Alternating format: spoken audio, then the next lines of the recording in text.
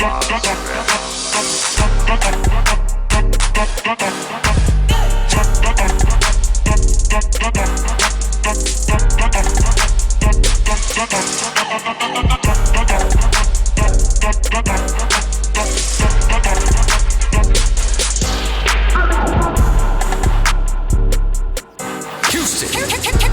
has never been this hot. Here we go! Sit back and trip. This is the Traffic Jam with Yams. Cut it.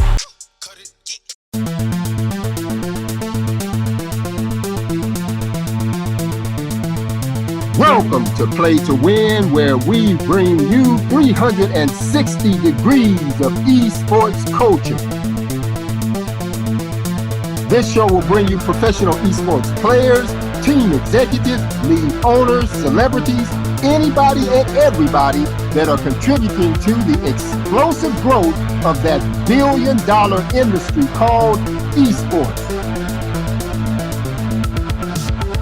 My name is Charles Gentry, aka The Oracle, and you have tuned in to Play2Win. As usual, the maestro himself, DJ Yams. You are tuned into and listening and watching Play2Win. Charles Gentry, your host, aka The Oracle. I have a very special guest with me here today. We're going to talk about all those wonderful things that encompass esports. He is Hans Goss, and he is from Valhalla Esports. Hans, how you doing? Hey, Charles. Thanks for having me. I'm doing good. How about you? I'm doing pretty good today. Cannot complain. Well, we want to talk about all those wonderful things that you're into and give our audience an idea of some of the things happening in esports and the esports culture. As we say, day in and day out, we talk about 360 degrees of esports. So you get to bring them some valuable information today on some of the things that you're doing out there. So first of all, explain to us what Valhalla Esports is. So Valhalla Esports Lounge is a full-service bar and restaurant in Austin, Texas, with a 12 PC gaming arena and then Xboxes, PlayStations, and Switches. So we function in a few different capacities. Like during the day, we're much more of a restaurant. You know, after school, parents will come in with their kids, and the parents will grab a beer, watch football at the bar, and the kids will run back and play Fortnite on the PCs. And then we kind of have, and then after that kind of early day, you know, parents coming in thing, we do some esports tournaments. So we do about 5 esports tournaments a week. You know, we have some that are standard. We do the same every week, like Mario Kart is every Friday. Super Smash Brothers is every Sunday. And then a lot of the other days, you know, change around which games are happening, which weeks and months. And then at nighttime, we become much more of a nightclub with video games. So, you know, with loud music, DJs, you know, bottle service, drinks, and video games. And it sounds like, how does that work? And people just come out, have a good time, get drinks, and play games with other people. So, you know, it's just a fun time. Excellent concept. It's sort of a gaming heaven. Yeah. You got the games, you got the drinks, you got everything right there. Yeah, and some people, and then of course we show esports tournaments too. So it's finally a place where people can come out and experience esports tournaments, just like they would if they were going to like a sports bar, you know, for football. Right. So it's definitely a lot of fun for people. People have a good time, and it's something people haven't seen. Like people don't understand what it is till they go. You know, nobody's really done anything like this before. So we really changed a lot of elements that other people had been building on for years and made this, you know, really cool venue. Yeah, fantastic. You know, you brought up something very interesting in that during the day, basically it's one kind of establishment. You know, the kids get to come in from school and they get to play some games. And then later in the evening, you switch over to more of an adult setting where, you know, adults, guys can come in and play with their friends, or, you know, how do you make that transition between the two? Is there a certain time it cuts off, or how does that work? Yeah, it's actually not that hard to make the transition because like we function just like most restaurants and bars around us. You know, you kind of have that happy hour peak and then it goes down and then you're kind of flat out until the late night crowd starts coming out. So you've got plenty of time to transition. So we use our esports tournaments in that like kind of dead period where most restaurants wouldn't have a lot of business. That's where we put our esports tournaments. And you know, it hasn't been a huge problem. We've only had a few times where we had people that were underage competing in an esports tournament, and then it went past that 10 p.m. mark where we become 21 and up. As far as I know, we've only had that happen actually one time. It was an Overwatch tournament that just went on forever. Like way more teams signed up than we were expecting. Okay. And so we just took them and kept an eye on them. And then when it was over, we got them out. So we try not to, it's not a big deal. But we have bouncers and stuff too, so it's not that difficult to watch out. Of course, you have kids try to sneak in. You have kids try to sneak into any bar after Right, 10 p.m. exactly. Right. So we do your standard bar security. We check IDs. We have security that escorts people out. So. Okay. It's such a interesting concept, as you say. You don't see this around every corner. How did you, and your co-founder come up really with this concept? So yeah, I actually don't have a co-founder. So what happened was it was January of 2018. So the Overwatch League had just formed at the end of 2017, and they were playing their very first games in January of 2018. It was January 11th. And in Houston, a company called Mainline put together a watch party for the first Houston Outlaws game. So the watch party was just in an old warehouse, which is now called the Cannon. It's a nice co-working space. They remodeled this old warehouse. But at the time, it's just this old abandoned warehouse. They put a projector screen up. They set up some chairs. They had some free beer for anybody over 21. They had some free merchandise and stuff. And even the people putting it together, I know now, because now I know the people who did it, they weren't expecting any more than like 50 people to show up. And 700-ish people show up. I've been told different numbers. Right. But like all these people showed up. And from my perspective, I went in and I was just blown away at how many people were there and then how people were behaving. It wasn't like they were behaving. A lot of people when they try to think about like how do we cater to gamers, they start trying to think of like what is a gamer, and they very quickly create this really small box around gamers. It's like gamers are guys in their early 20s who want to stay at home. They don't want to leave their house. They're not social people. They just want to play video games. Right. And you see that everywhere. I mean, you see LAN centers often use it to justify their business models. And a lot of people in gaming very quickly create this box and try to cater to this very small group of people, when in reality, that's, maybe 10% of gamers out there are like that. So when I was at this event, I just looked around. I noticed most of the people there were over the age of 21. Most of the people were drinking. When the team was winning, they were jumping up and down and cheering. When the team was losing, they were booing. And then most importantly, everybody was talking to each other like it was a sports game. They were saying, oh, I would have picked this character. Oh, they should have flanked this way. Oh, this character should have done that.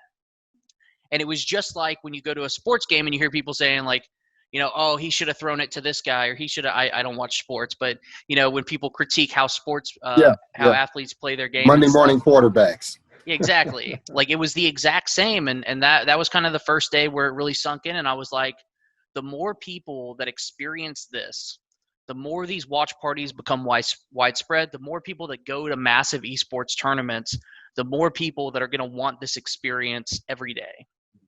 Like they're going to want this experience down the street from them.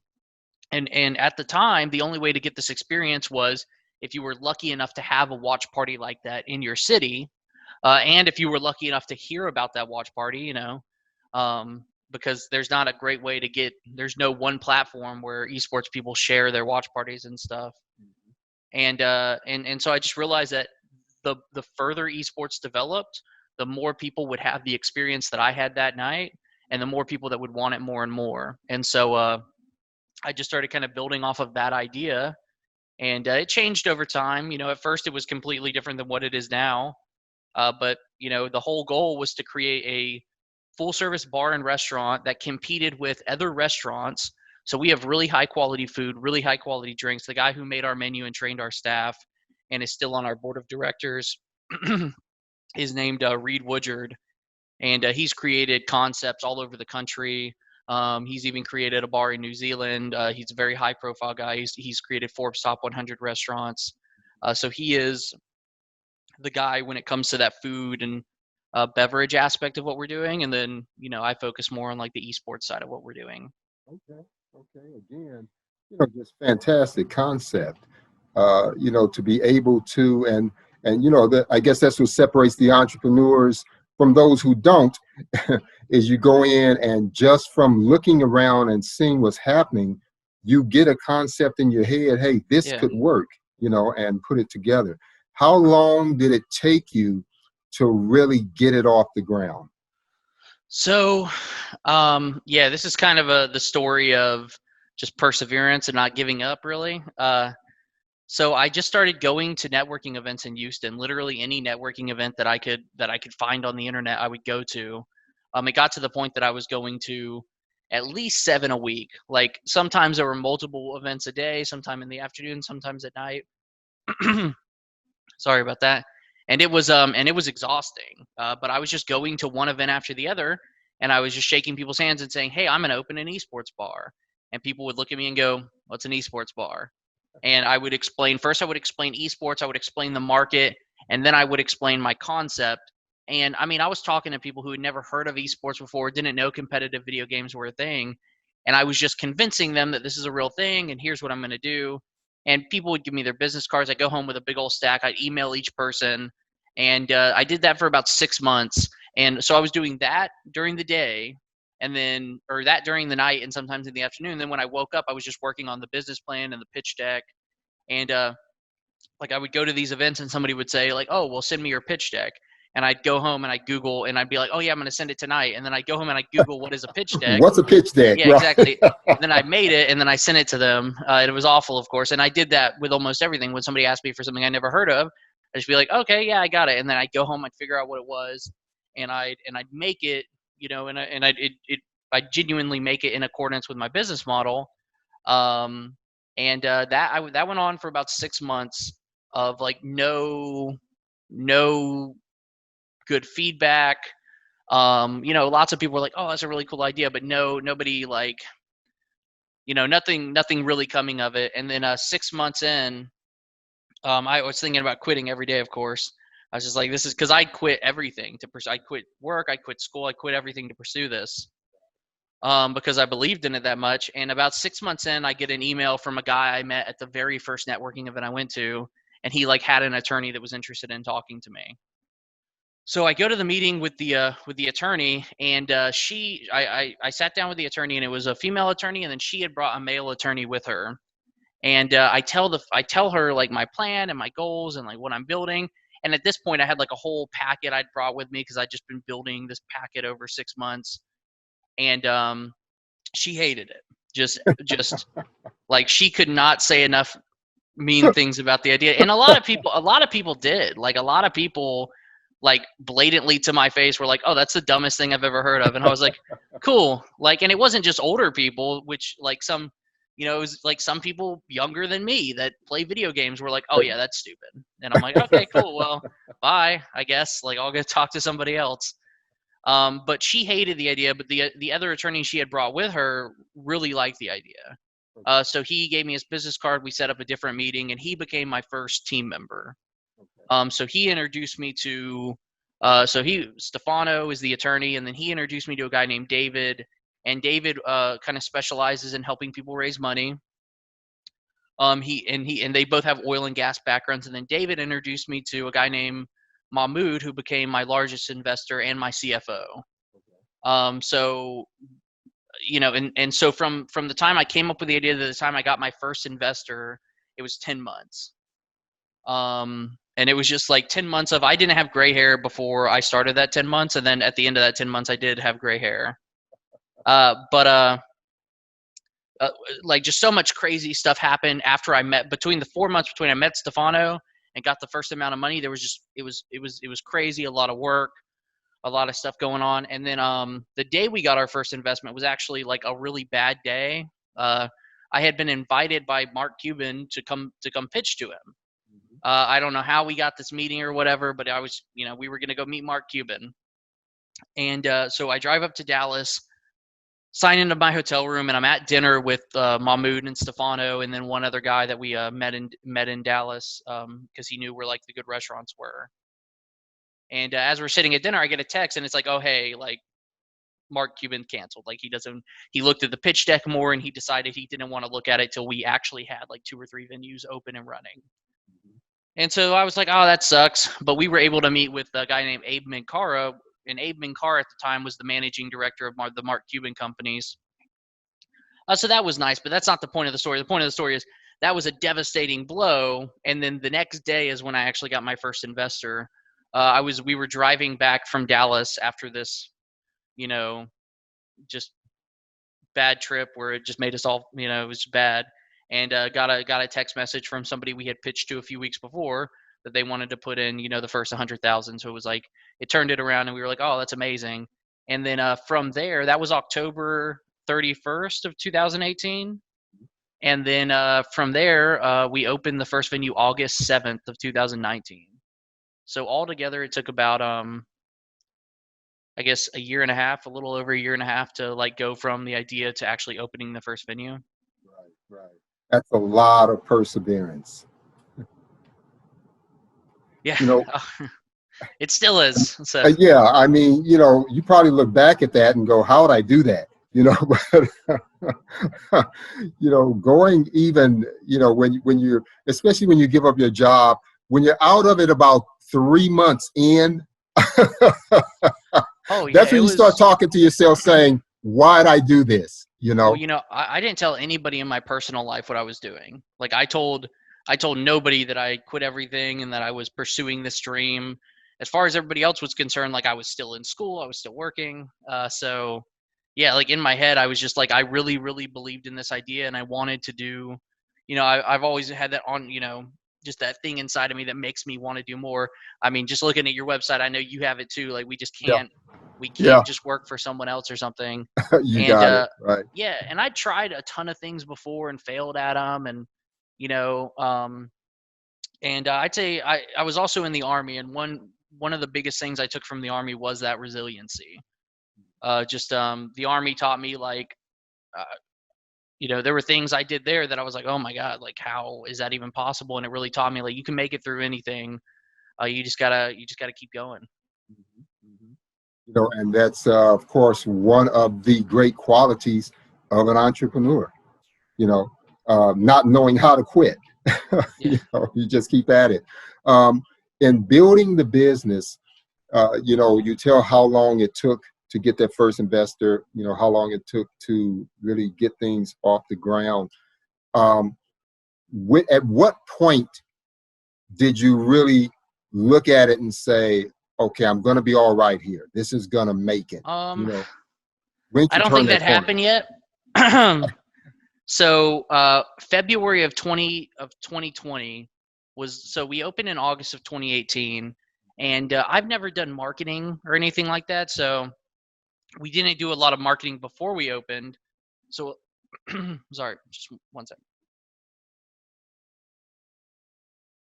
Oh, sorry about that. So I didn't do a lot of marketing before we opened, and the opening was fantastic. And then it kind of like slowed down, and it was a lot of work to figure out like what brings people in, because we built on West 6th Street in Austin, Texas, which is the Bourbon Street of Austin, Texas.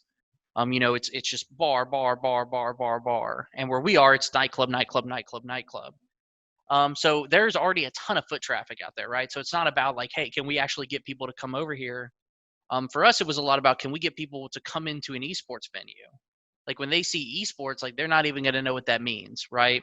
And I've got some really cool pictures of like the front of our building. It looks amazing. We have the big, neon signs and stuff.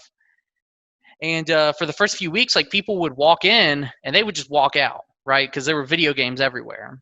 And so it took a lot of time to tweak that experience to where anybody walking in off the street would come in and have a good time, right? So that definitely took some tweaking. And we got that perfect formula probably in November of 2018, when it was like, this is it, like this is amazing, this is going to work. And then February of 2020, it just blew up. Like, it was doing amazing. We had gone just like over doubled our revenue from like months in 2019, and it was going really well. And we had our March calendar filled out for South by Southwest. We had people renting the venue all month.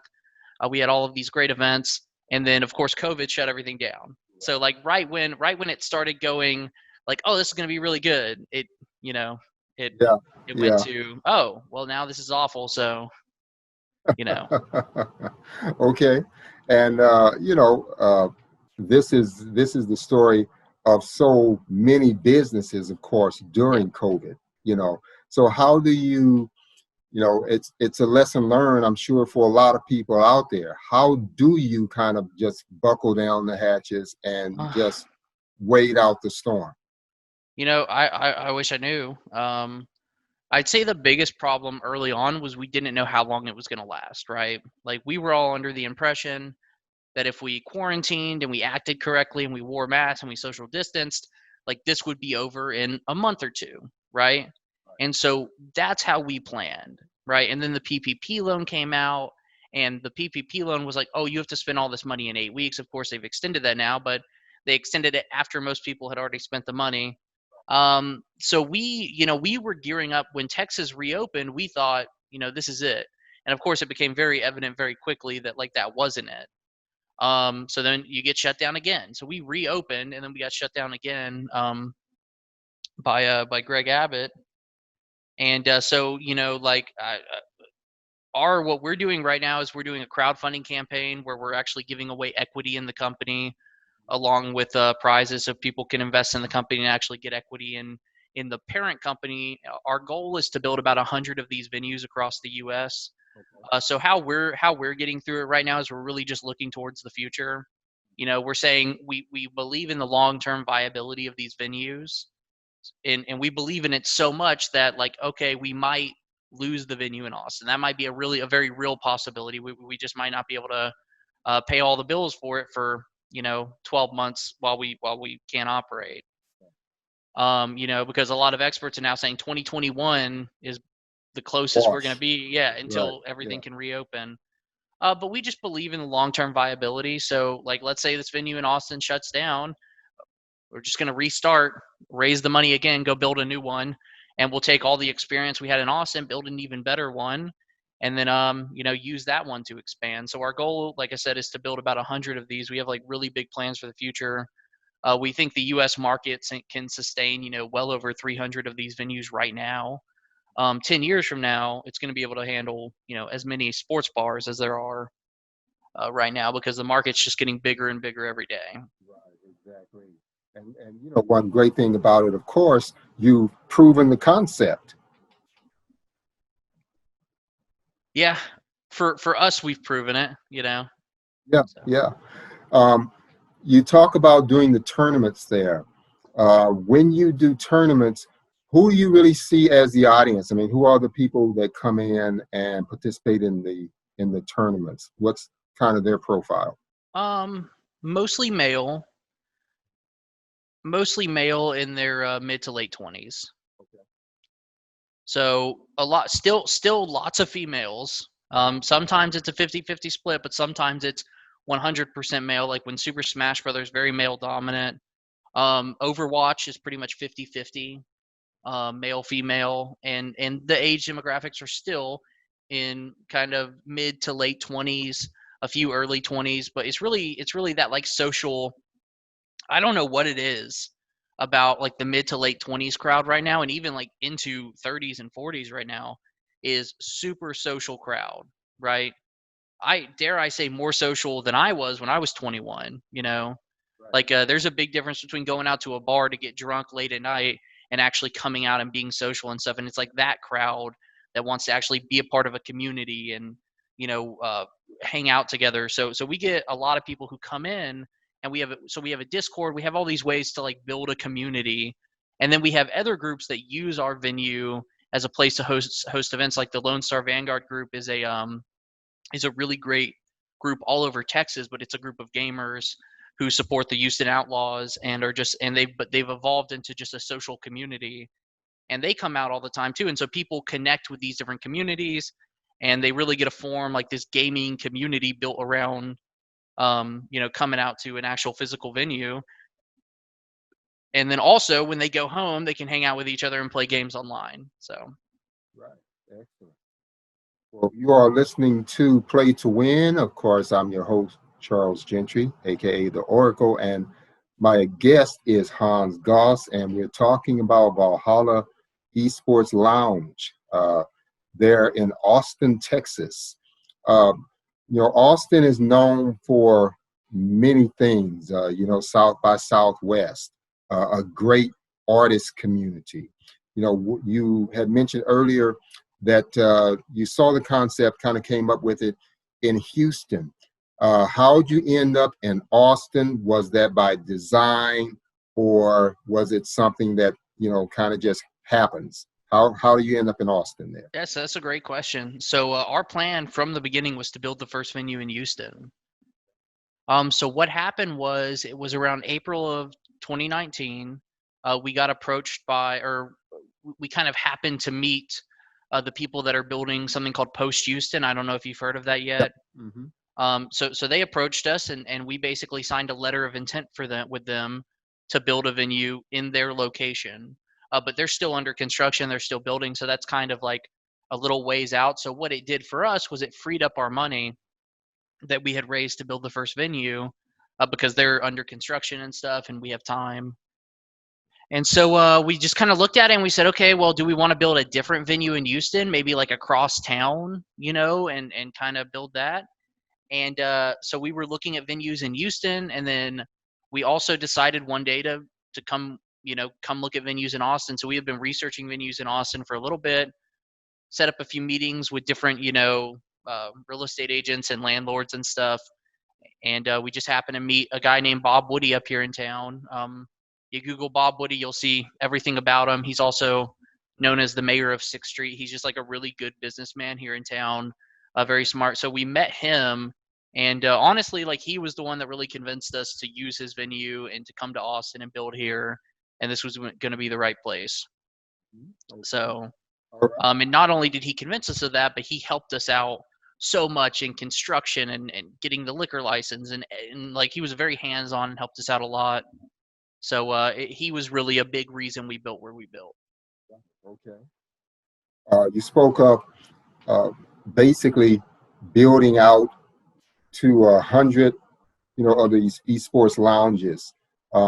What's the concept? Are you talking about owning the 100 yourself, or would you consider franchising some out? Which way are you leaning toward going? So yeah, franchising is definitely the way that we want to go.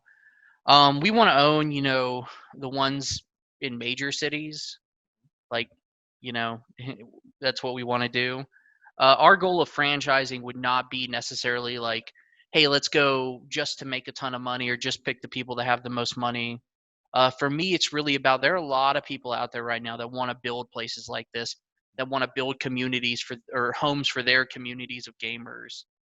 And so when we start franchising and stuff, the goal is going to be to find, those passionate gamers and the ones that really understand like how to build communities and how to take care of people. And like they want to, like, when I was building Valhalla, I really wanted to give something back to gamers, because I wasn't a really big gamer myself. For a while, I was a big gamer when I was a kid. I organized events when I was a kid. I even threw revenue generating gaming events when I was in high school.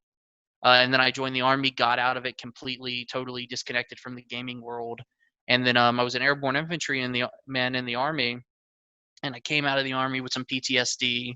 And it was actually gamers. It was a guild I joined in a game called Elder Scrolls Online that helped me like get my, like, there was a period where it was just like very dark and had a lot of mental health issues. And I joined this guild in a video game. And they became my support group. They became the people I went to with all of my problems. They were always happy to help. They were just the nicest people in the world. And they actually, a lot of the leadership of that guild came out to the grand opening of my esports bar. And they actually got our logo for our guild engraved on some flasks and gave them out and stuff. So it was a lot of fun. So they became like my support structure. So when I was building this concept out, a big thing that I constantly thought about was making sure I was giving back to that community and building something that was actually good for them. And so when we franchise, I want to make sure other people at least feel something like that too. Yeah. Right. Where'd the name come from? Oh, we went through so many names. I mean, I Please, definitely. don't tell me you pulled it out of a hat. So we went through a lot of names. Yeah. The original name was Ted 18, which is just something from a Stephen King book that I really like, the Dark Tower series. There in the book, like the main group of people is called like the Quartet of 19, and Ted 18 meant a lot to me. Or like Ted 18, like was like 18 was the day I was born, and then Tet was this word from the book, and so I put it together. And then we were at one point we were talking about going with like some gamer acronym, like LFG, AFK, all that stuff. And our attorney is the one that stopped us from doing that because he said, okay, well it's gonna be too hard to copyright something like that because it's just a generic gamer word. Mm-hmm. So then we started throwing names out there. We started talking. I wouldn't say it was out of a hat, but finally the name Valhalla was brought up. And as an infantryman, we're like warriors and all that stuff. And Valhalla is, of course, like the heaven for warriors. And in the Army, very often when one of our, brothers dies or something, or we won't see each other for a while or something, we'll say till Valhalla, which means, I'll see you in Valhalla. And so when that name got brought into the conversation, it resonated a lot with me. So I was like, I chose it for those reasons. So. All right. And moving forward, obviously, esports and gaming is just exploding, and a lot of growth. But during COVID, as you know, so many things have gone online because Mm-hmm. people can't get out and do what they usually do. Um, has this added anything to your concept with what you're doing with the esports lounge? Is there anything about being online or virtual that you are putting in or that you maybe want to add into it? So when we first went into lockdown, we were hosting all of our weekly tournaments online. And I was doing that to give staff something to do so we could keep paying staff and stuff. And kind of like we were talking about earlier, at some point we just had to like batten down the hatches and stop all of the external stuff like that. So actually, some of our old team members are still running our tournaments, on their own, and so that's nice. But what I've been doing personally is I started working with some people that I've met in the esports community over the past 2 years, and we're putting together a new company called the Orion Collective, and it is it's much more of an online tournament organizer. I'm working with people together. Our collective experience is over 2,000 tournaments run. So we have a lot of experience at tournaments, and we've done tournaments all the way from, in a garage all the way to some of my team members have even run tournaments on ESPN. So we have a lot of experience. And so we're working on that tournament side. But more importantly, we're working on content creation and sponsorship deals to help brands bring organic, unique experiences to gamers. All right. Let me ask you this.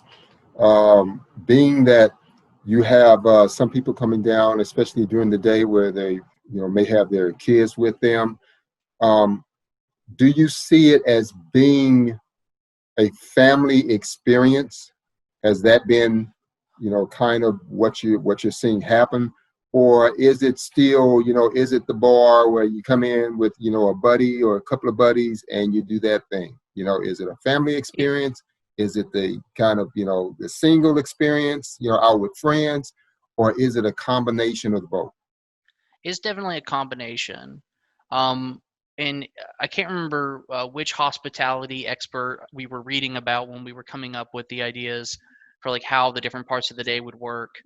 But basically, you have to give people different times where they can come in and have a different experience. If somebody's coming in all the time and it's just the same experience, people come out less. But if you give them different experiences at different times, they come out more. So I mean, we even have brunch. We have like really good brunch. We've got biscuits and chorizo gravy. We do French toast that we make, little French toast sticks that we make in in frying oil, just like you make donuts. And that comes with like a boozy berry dipping sauce. So like even like like brunch. What is brunch? Like sometimes it's a group of people coming out and just getting drunk, and then sometimes it's a couple of moms coming to hang out with their kids. So we definitely have. So it's definitely family friendly during the day. It is 18 and up, so anybody under 18 has to just be with somebody over 18 until that 10 p.m. mark.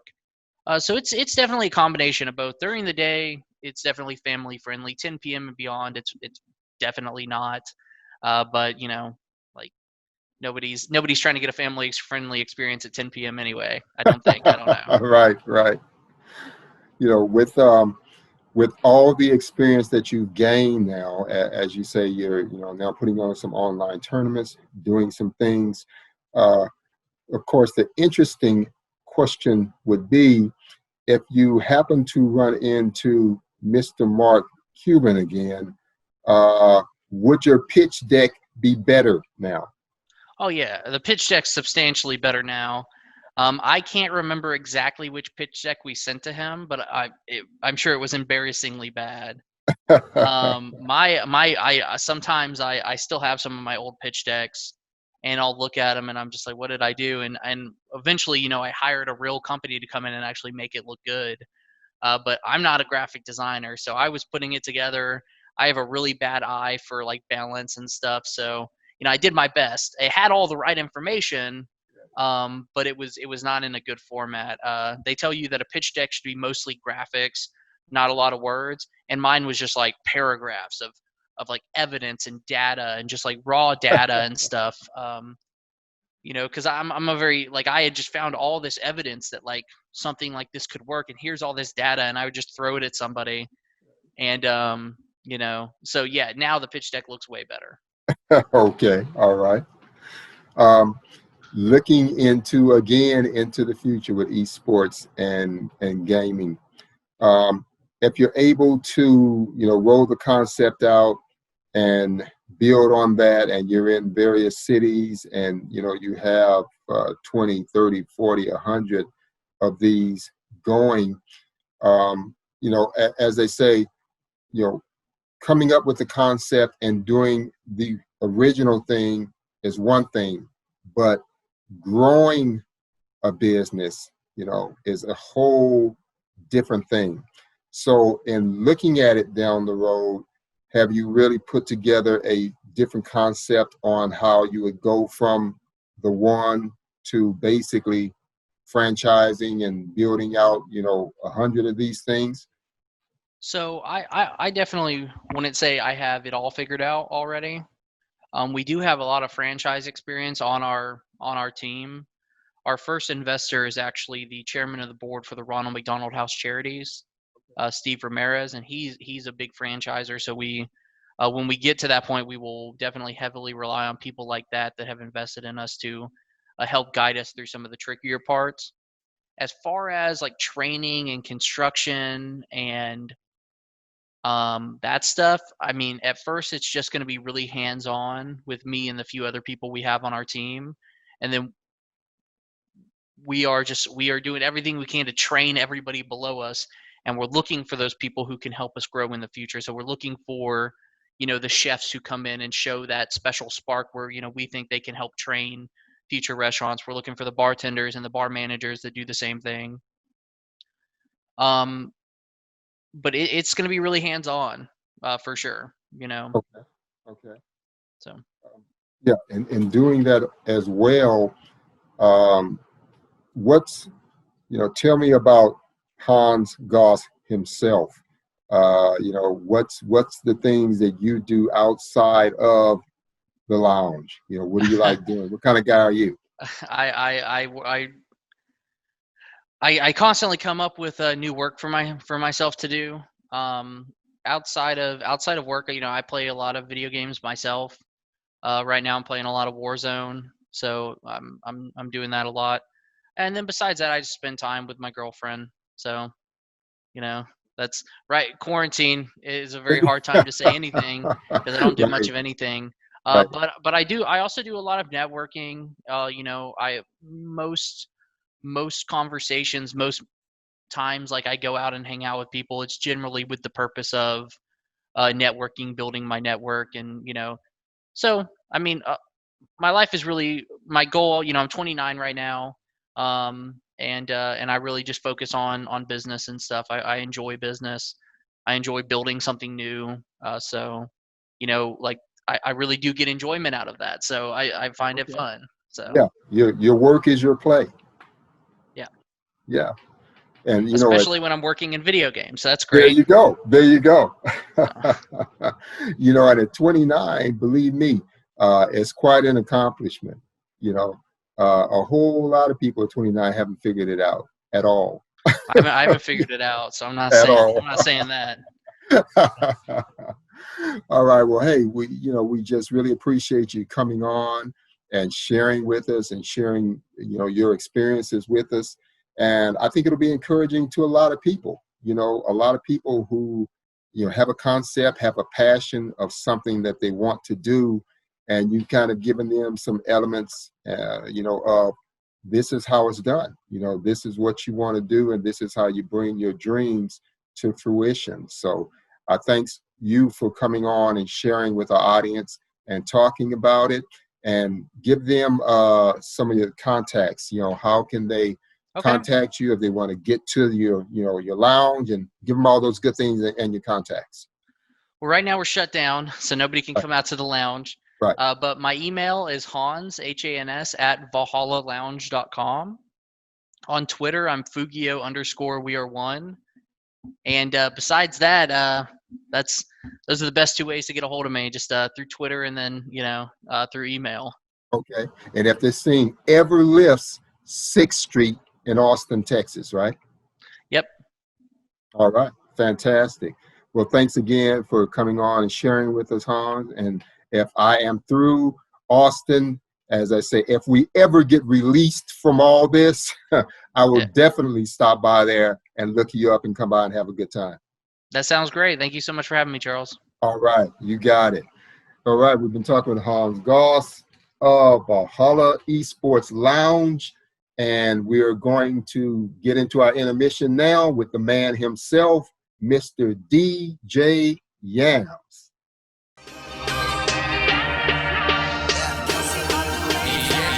Yams G The DJ.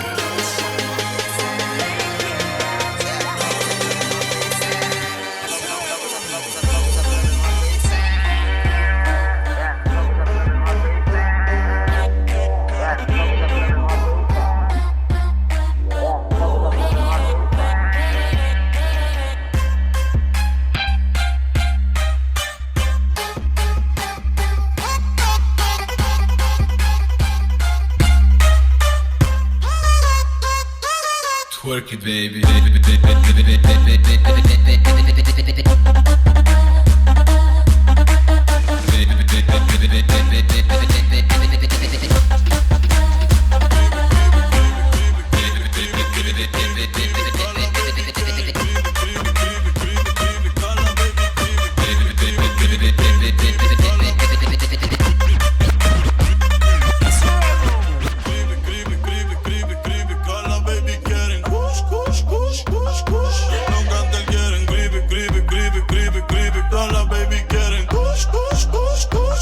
Los maleantes quieren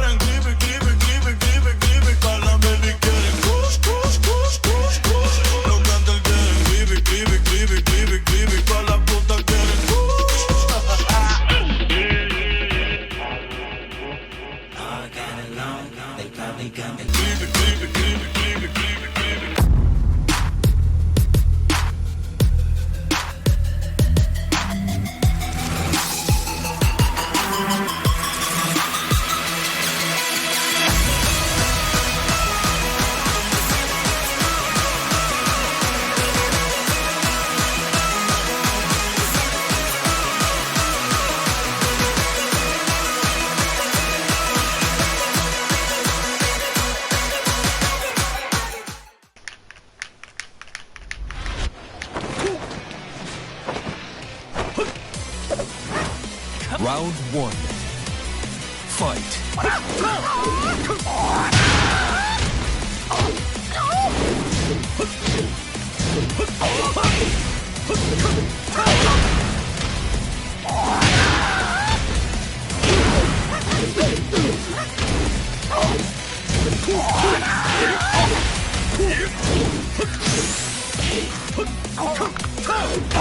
KO. Round two. Fight.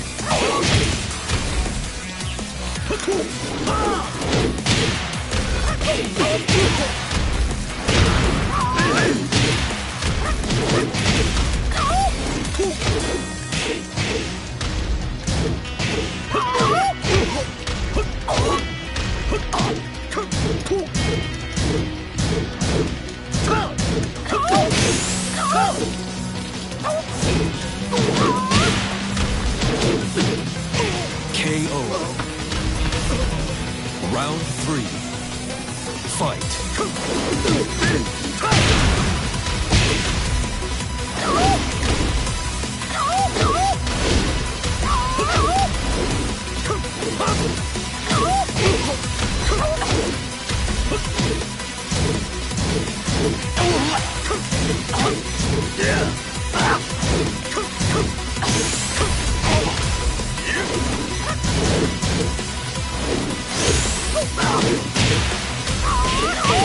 KO. Round four. Fight.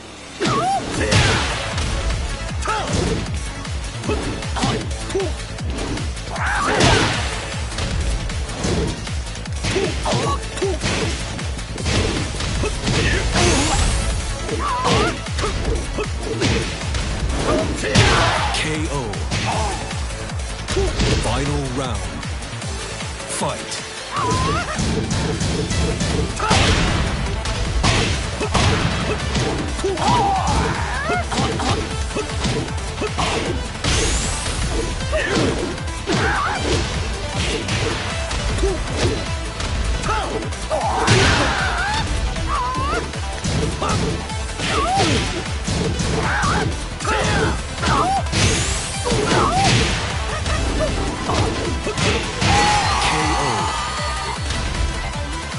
You win.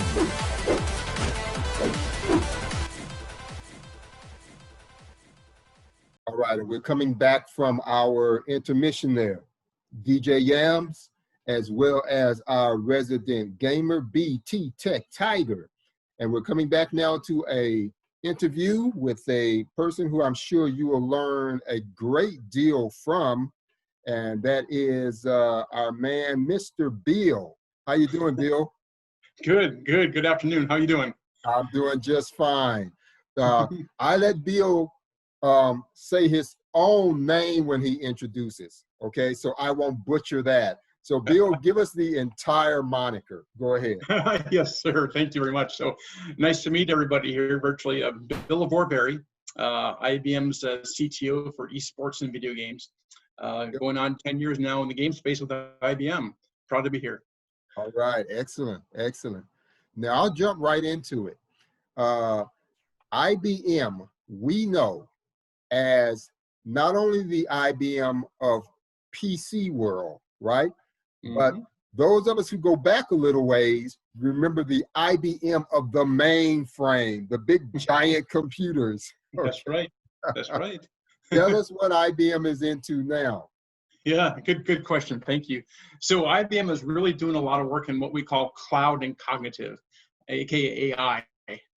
So when we say cognitive, we're referring to both cognitive learning as well as machine learning is a big part of our business right now, as well as our cloud services. You know, we still do a bit of mainframe development as well. Like we, for example, big Z servers and power servers that a lot of the big enterprise companies still rely on to transmit and do all that data crunching and high analytics and that AI capability. So we still have some of those big bad boys in our pocket. Okay. Excellent. Hey, you know, esports, as we always talk about on here, is growing by leaps and bounds. And you happen to be the CTO of esports over there at IBM. Tell us what that means and what that entails. Excellent. So just to give an idea, so most people are familiar with the old IBM, right? We're looking at the days of the mainframe. We're looking at days of services. And so in my current role as a CTO of the esports realm, I cover the entire ecosystem, if you will, of esports. So thinking about it, you have the publishers, you have the teams, you have the providers, such as the DreamHacks and ESLs and StarLetters of the world. So think about all the elements that go into the ecosystem to make that all kind of chug, so to speak. And that's kind of where my purview fits in from an IBM perspective. So Okay. one day I could be hanging out with a team, one day I could be with a publisher, and one day I could be with an event services provider. Recently, I've also been doing things like architectural advisement for new stadiums and arenas, right? And those kind of things. So I have a kind of a broad purview to reach across IBM, to make the esports world really, really churn and chum. Okay, fantastic. It sounds like you have one of those jobs that everybody wants. We want your job. Yeah, they send me to work to play games. There you go. All right. Well, and all the things that happens because esports covers such a wide, gamut and range of things. Something has to be behind all this to make all that work and help it go. So as you say, you're kind of providing, that power and that emphasis behind the esports world. Do you, in going back and forth on your job, do you get to the point where people have to come to you, whether they be tournaments, people putting on tournaments, whether it's esports teams? Are they coming to you saying, hey, we need this, or can you help us to, make this happen? Or, what's the relationship? How does that work? Are they coming to you, or you going to them, or, how does it work? Well, mostly they come to me. It's been a blessing. I don't think I've actually done a cold call in 5 years in my position. So you think about it. One of the things I say as a premise of esports, and I apologize if I'm preaching to the choir, is that esports is a community, right? It's a community of gamers. People come together and they chat, socialize, share experiences. Even with the onset of COVID that impacted our globe, the esport and video game market became even more important to keep people connected. So a lot of cases, they'll be coming to me to look for different things, whether it be on cloud, whether it be cognitive AI, machine learning, things to do to help like shoutcasters maybe tell a better story, right? Because a lot of people right now that are watching the game may not even play the game or understand it. So in the old days, maybe it was just a few kids watching the game, but now you have grandma, grandpa, Uncle Jerry, they're all watching the game all together with the family. And so for this example, maybe the shoutcaster, she has a bigger burden to connect with that community of new viewers and new people that come into the world. You're the guy who can make that happen for them. That's right. That's All right. All right. Yep. And other things too that I've been working on too is things such as new stadium design or new arena designs as well, because people are planning for post-COVID will be happening and getting people ready for that. Looking at things maybe like no-touch environments, right? Can you communicate with the environment without needing to touch with it? Things like speech to text or text to speech. You can communicate and share your desires and sentiment. A big part that I do in the esports world is help capture that, kind of narrow that fire hose, if you will, for all that rich data that's in this digitally native highway called esports and video games. Right. Fantastic. You are working in that esports space. Are you yourself a gamer? I am. I am for many, many years. Many years. Yes, sir. So this is really the dream job, isn't it? It sure is. It sure You're is. living the dream, Bill. Yes, it is. And one of my desires too, also in IBM, is to also bring on some new folks so I can help mold and train and educate, because the game world is a very unique animal. The esports world is a very unique animal. And it's much different from like a traditional business, like a airline or a bank or a telco. So I work with my peers to get them comfortable, to work with the gamers and kind of get into the trenches and really understand the environment, understand the lingo, really absorb it and become part of this world, because it's a fascinating world, just fascinating. Right, exactly. And you are absolutely right. It has its own mannerisms, its own jargon. You know, it's a whole different world within esports. It sure is. Okay. So in working with IBM, you know, I'm sure you didn't start off there. You know, where'd you get into IBM at? You know, what were you doing? Yeah, good question. So I was an independent consultant when IBM found me, and I was doing some projects out on the West Coast, and my projects, you know, were very successful. So a couple of the IBM, what we call partners, they said, "Hey, Bill, we'd like to ask you to come on and join our team because we see what you're doing. It's pretty cool." So they invited me to come in. You know, I went through the hiring process, and it was a very, very quick hiring process, to be honest, because they knew what they wanted, right? And so I joined back in August of 2010 is when I joined the Big Blue Land. Right. Well, that's, you know, it's so interesting. I'm sure Mr. Watson wouldn't recognize the IBM that exists today. You know, nobody's walking around there in the blue suits anymore, and you know. Yeah. Where's everybody's ties? Yeah, where's all the ties? Yeah, I think the term was it wingtips and airlines, wingtip shoes and airlines.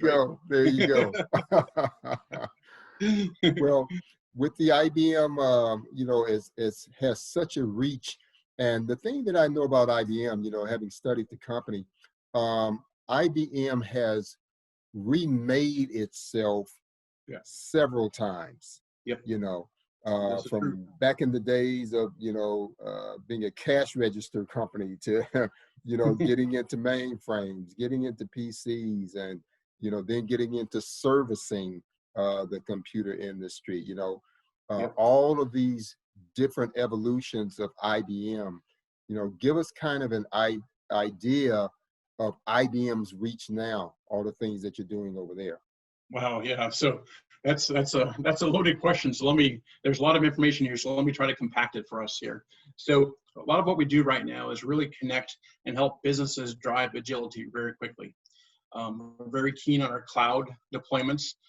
We have what's called a hybrid cloud model in many cases, you know, in the competition with the public cloud, right? You have public cloud, hybrid cloud, private cloud, those different flavors, right? So what we're able to do is maximize the effectiveness of modeling different types of clouds. So for example, if we're talking the game world, people may want to have a private cloud in the arena, or they may want to have hybrid cloud and storage that supports availability or disaster recovery if that arena should go down, for example.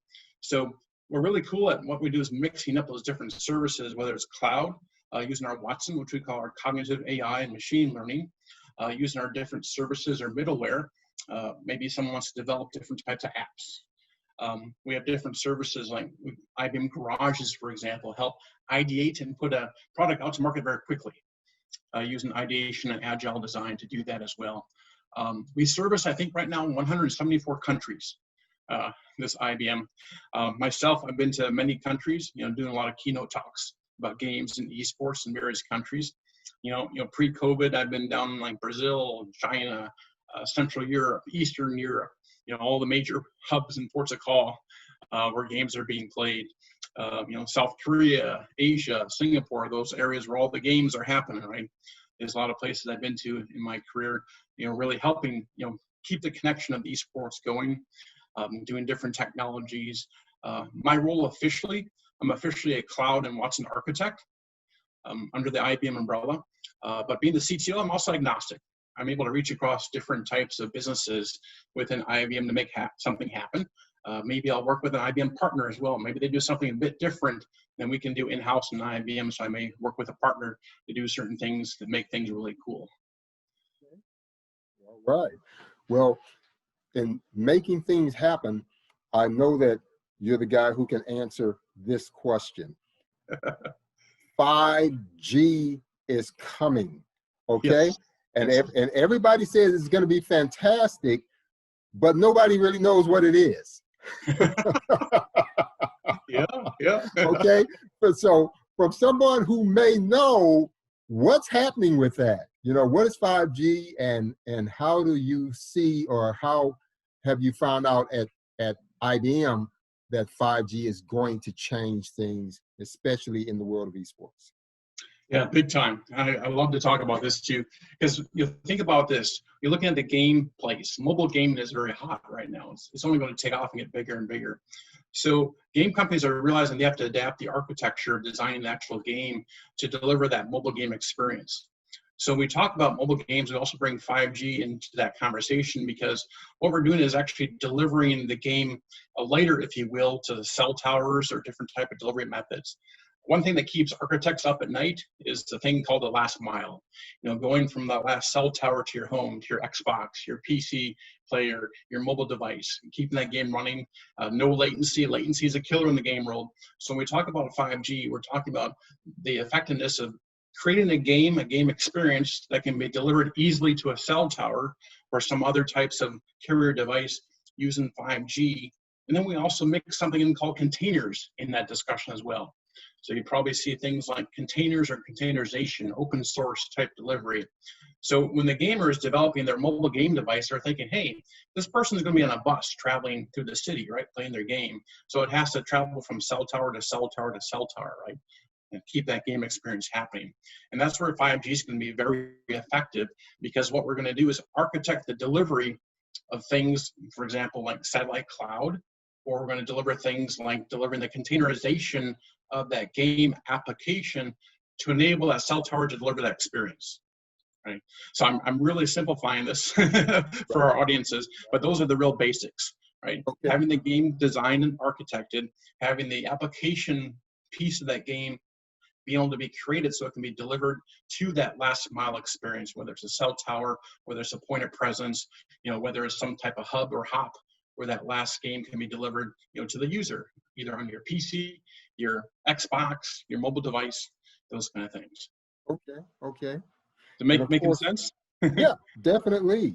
And as you say, when someone is traveling, that signal is going from tower to tower to tower as they're moving along. And if they are not even getting a glitch in the game that they're playing and it's smooth, it means that everything has gone right during that journey, right? Correct. Okay. That is correct. That is correct. Yep. So other things that we also do use in addition to 5G, we also use what's called direct links. So those are communication. Think of them as communication carriers between different data centers. So, for example, the game publisher will put their game on a IBM data center, or they may keep it in their data center. And then what we'll do is we'll put a pipeline together to carry that experience around the globe for them and make that latency, a thing of the past. Okay. All right. Okay. So what I'm hearing is no more of that buffering thing going on. That's right. Not in the game world. You don't want that. Finally. Exactly. Okay. All right. Well, looking at how esports is progressing and how it's growing, moving forward into the future, what new things do you see are coming to esports and competitive gaming and things we're going to be able to do that maybe we're not really looking at right now? Because you're kind of, you kind of are in a position where you can be forward looking because you have more information than most people do. So are there things that are coming that maybe we don't see down the road yet that are going to really enhance esports? Yeah. And in fact, some of these advancements are actually coming out of this COVID experience that we've all been through, and we're actually still in. So some of the things such as AR and VR are going to be very key and critical to communities. So for example, we're looking at things such as providing a AR VR experience for your shoutcaster analysts, or bringing the community to the environment, or vice versa, put the environment in your living room as an example for that. Because even as we mature past these COVID periods, people are going to be thinking about, do I want to go back in that environment right away, right? Do we want things like no touch environments, different types of haptics or visioning things that we can do in that environment, to get people comfortable with getting back together with each other, right? Some of those things are going to be very key. So I see the big ones are going to be AR and VR, creating experience and different types of haptics or visuals for people to see. Different types of like no-touch experiences are going to be very key and important. So communicating with the device, communicating with your colleagues and fans. So using that conversation, speech to text, understanding people's personalities. Who are you as a gamer? Because the advertisers also want to know who you are as a gamer, right? They're saying, are you a Dota 2 player or are you a League of Legends player? So I want to understand that. So I want to be able to advertise to you correctly. Because we gamers, we don't mind the advertising, as long as it's done correctly, right? I want it to be organic. I don't want it to be cheesy. So I want it to apply to who I am as a gamer, and to really connect, with the community, connect with the endemics and non-endemics is going to be key for the growth of esports as well. Understanding how to market to new environments and new players. Other things folks may probably see in front of their nose but not recognize is like EDM, electric dance music, in these big events, right? So bringing people together safely in these large events is going to be a very explosive entertainment area as well. Okay, all right. One thing that I'm looking at as well in getting together and having larger events, and people are wondering how is that going to look after COVID? Is it even possible for us to go back there where we have people packed at some of the big music festivals, some of the larger different events that we used to take for granted? There are companies who are talking about producing online events in mass. Okay. Have you heard about that? Would IBM play a part in that?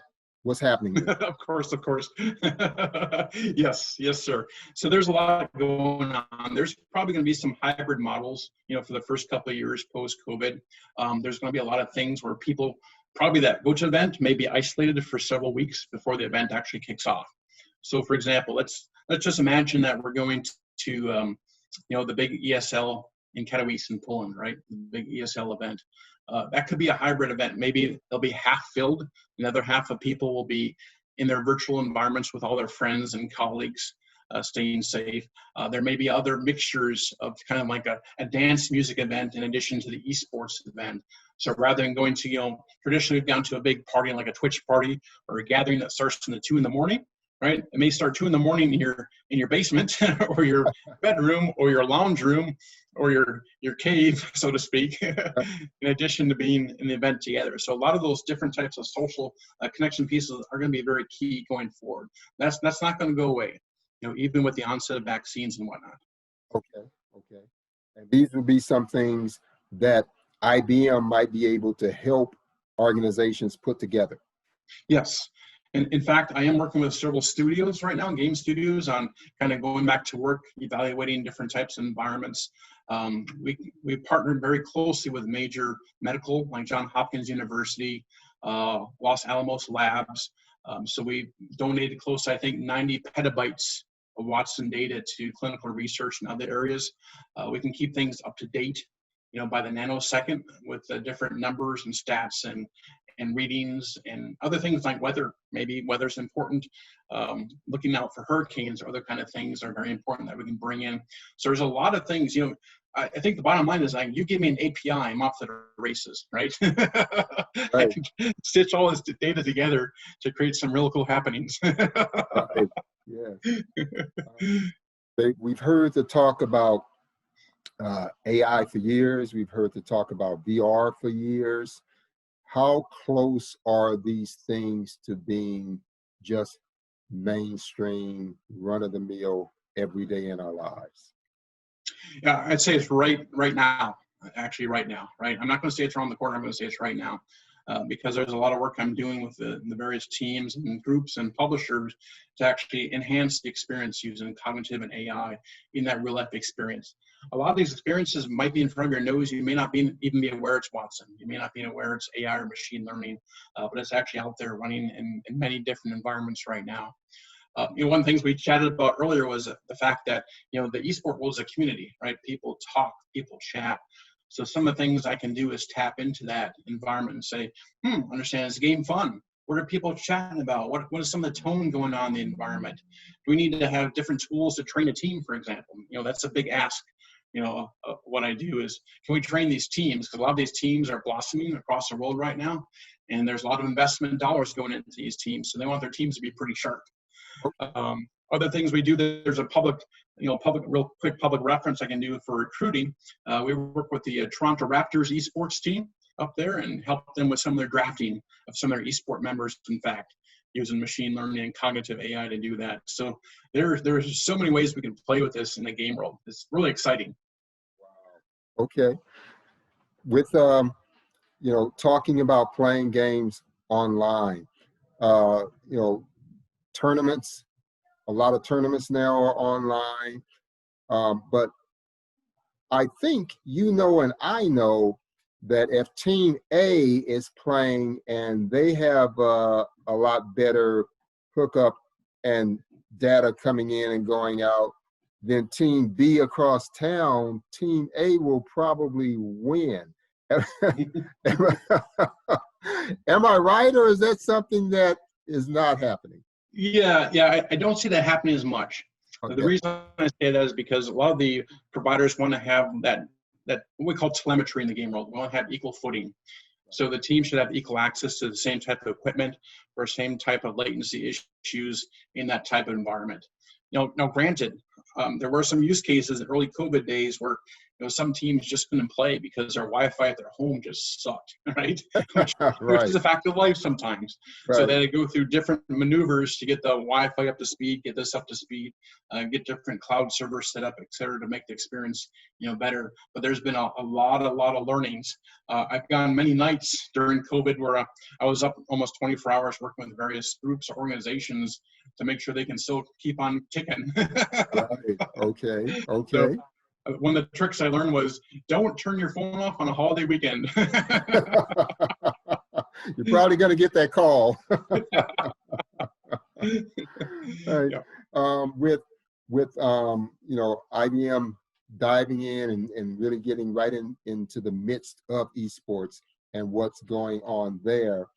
All of the things that used to be so costly to do, now a lot of things are coming into alignment in terms of cost. It's getting cheaper to do things. Some things that were, just extraordinarily out of somebody's reach in terms of their budget now can fit into their budget.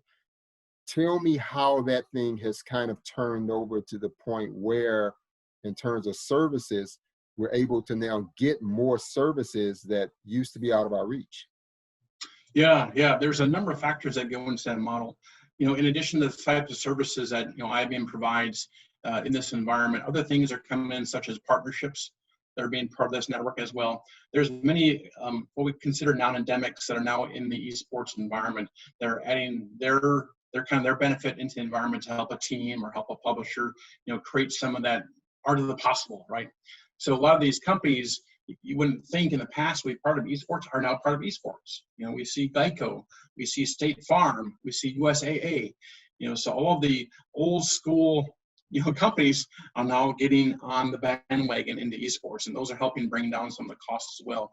So you got sponsorships, you got partnerships, you got different groups, bringing things together to create that experience as well. As well as, we're very keen in the IBM world saying, hey, we want our cloud to be economical so the gamer can use it. Because I recognize 90% of developers are gamers in some fashion, and we want to be able to let them use that environment, and not break the piggy bank, but not lock them into a framework either as well. Right. Okay. So IBM, I'm hearing, is a lot more flexible than in the old days. Yeah, we've created some new environments and some new ways to skin the IBM tomato. Okay, all right. When you talk about esports and competitive gaming, and we know that there's a distinction between the two. It has so many different facets to esports. How do you approach it? Is it just, kind of a job is a job is a job? Or, do you segment things over there? Okay, this is competitive gaming. We need this for that environment. This is just, your casual gamer. We need this for that environment.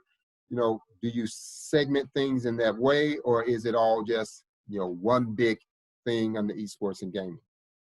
Yeah, good question. Let me break it down a bit here. So in many cases, some of the terminology and some of the techniques do cross boundaries. So competitive gaming, streaming, for example, and then esports on that side. A lot of publishers, they look at competitive gaming, hey, this esports is a marketing tool of my games that I publish, right? So then they may consider it competitive gaming. Others are saying, hey, I'm putting out a straight esports product. You're going to love it or leave it, in that kind of environment. And then you have the streamers like the big ninjas, for example. But then you also have all the other streamers underneath that I think are probably closer to the community than perhaps a ninja might be, right?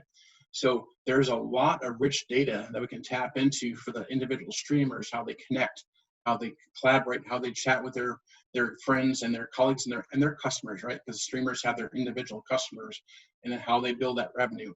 So what I do in esports may be somewhat similar to streamers as well as a competitive gaming, because one of the keys I look at is, how do I connect better with the community? How do I have the publisher connect better with the community? Do they understand why they're in esports?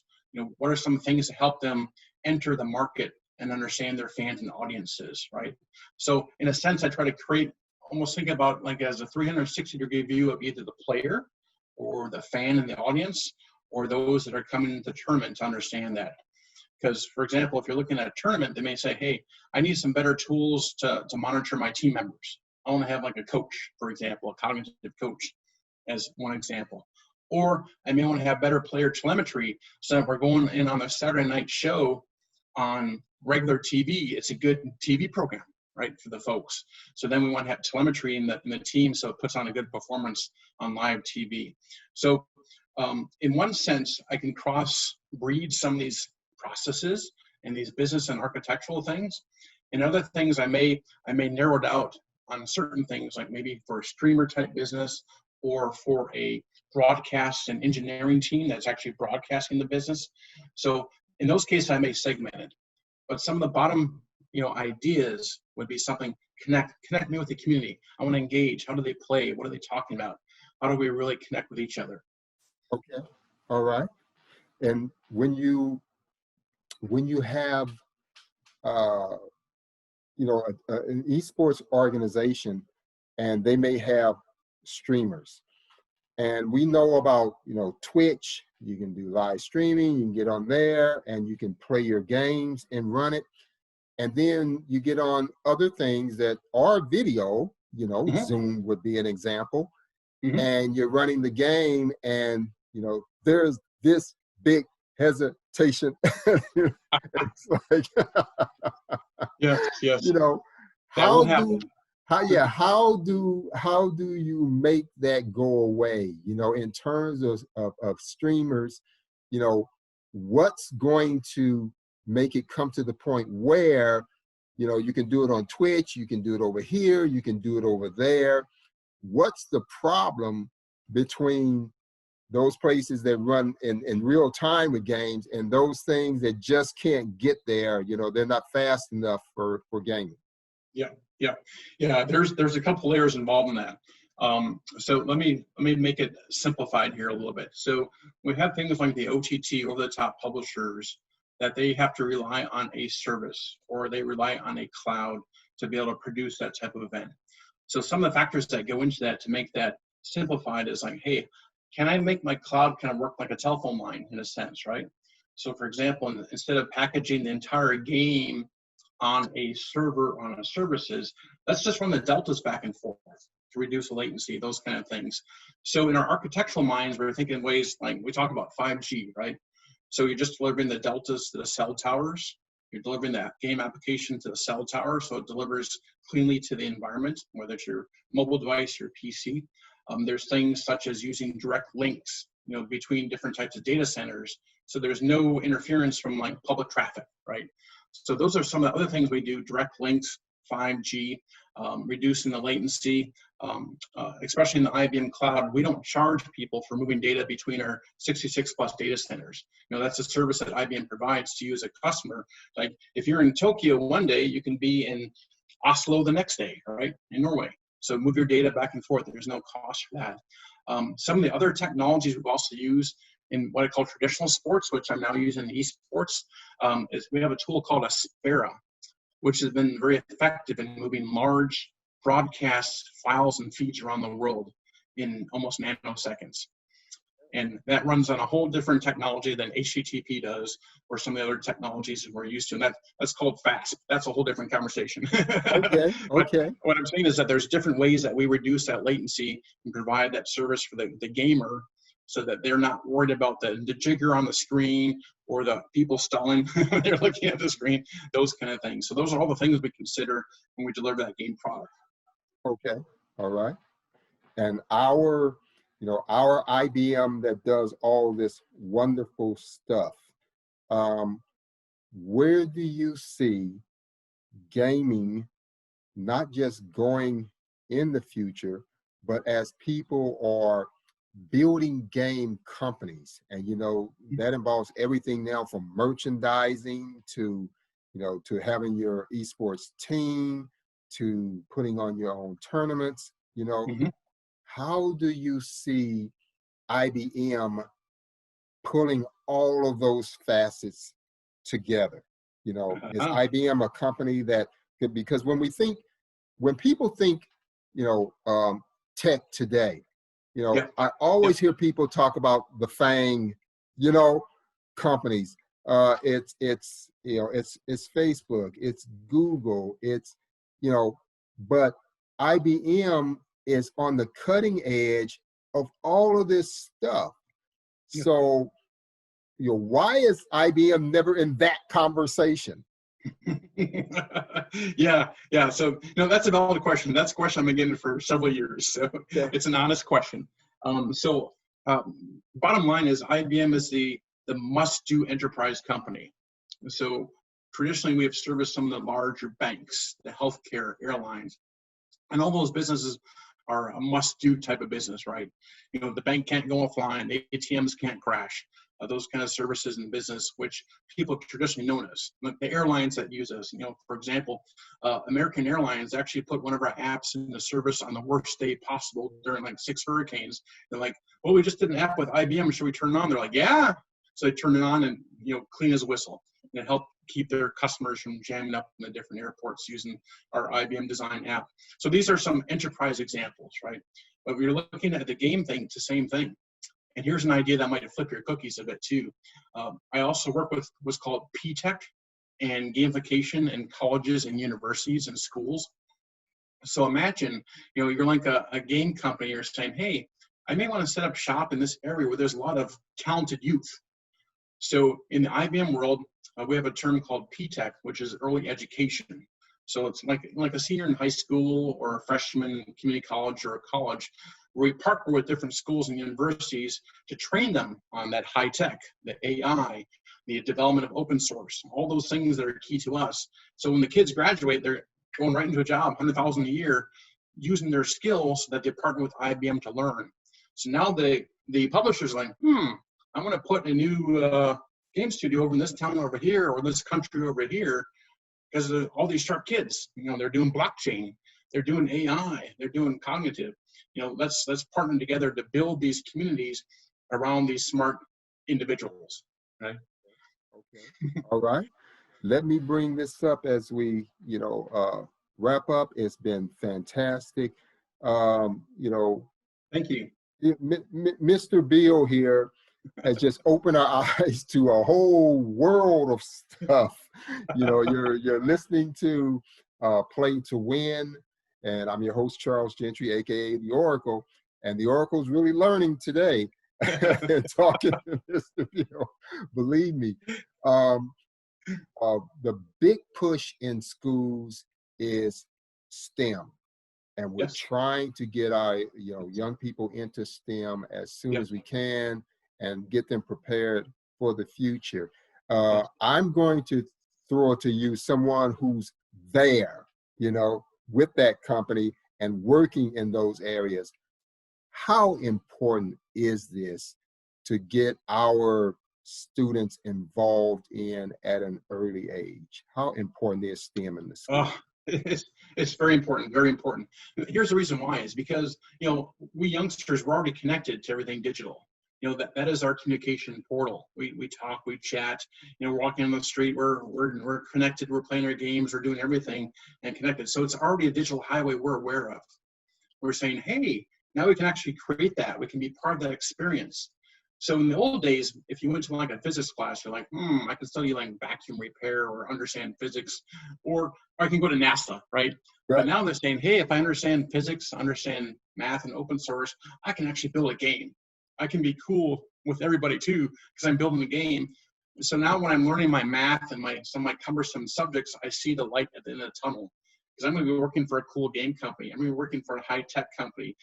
I may be working, for some type of AI car company, or some type of things involved in aeronautics or NASA or machine learning. There's so many ways that this can open the market.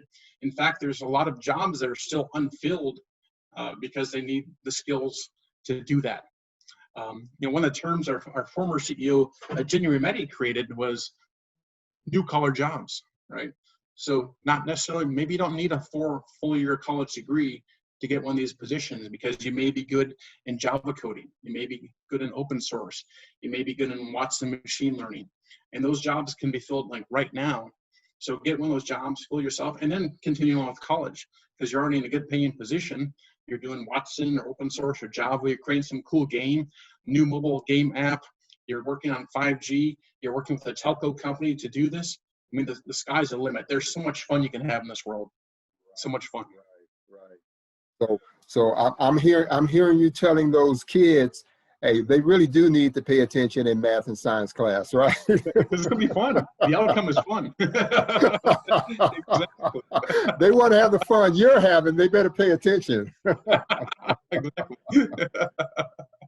Yep. So, That sounds good. Hey, it's been fantastic, Bill. I really appreciate all the information that you shared with us, and bringing us up to speed on what today's IBM is doing, and what you're doing over there. Yeah. And we definitely want to extend an invitation for you to come back from time to time and just share more stuff with us of new things that are happening and going on out there. But again, we appreciate you being on Play to Win, and we'll tap into you again, and find and try to keep on the cutting edge. We can't keep up with you, but try to keep on the cutting edge a little bit of what's going on out there. Will do. All right, fantastic. Thanks again. We appreciate it, and we'll get back to you. Excellent. Thank you very much. Glad to be here. All right. Have a great one. Yes, thank you. We are going out with Mr. DJ Yams. Yams, take us out of here. Traffic has never been this hot. Sit back and trip. This is the Traffic Jams with Yams. This is